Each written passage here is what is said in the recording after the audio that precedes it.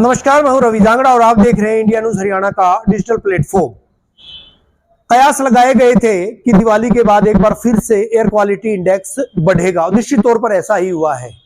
2 रोज पहले जब बारिश आई थी, बारिश के दौरान स्मोग और जो डस्ट के कण थे, जो धूल के कण थे वातावरण में जो फैले हुए थे और आबो हवा जो जहरीली हुई थी और जिसकी वजह से लोग बेहद परेशान थे। बारिश के बाद ये कयास लगाए गए थे कि वो धुले थे, लेकिन एक बार फिर से दिवाली के बाद जिस तरह का आलम बना है, एक बार फिर से फिजाओं में जहर घुल रहा है, वो निश्चित तौर पर हानिकारक माना जा रहा है।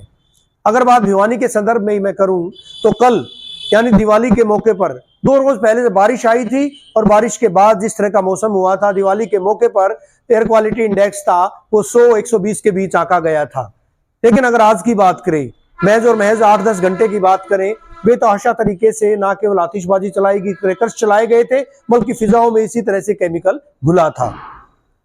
बारिश के बाद स्थिति जरूर सामान्य हुई थी, लेकिन एक बार फिर से पूरे इलाके में देखा जा सकता है कि डस्ट और स्मोक जो है वो पूरी तरह से फैला हुआ है, वातावरण में वो कायम है, वो व्याप्त है।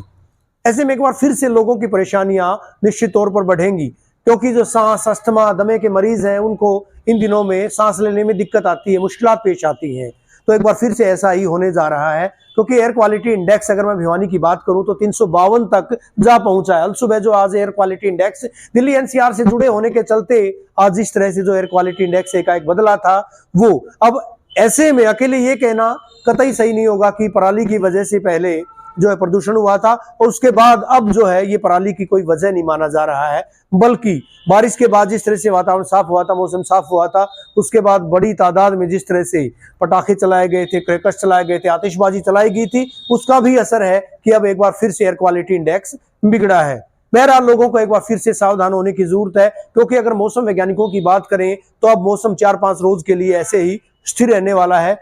अपरिवर्तनशील रहने वाला है।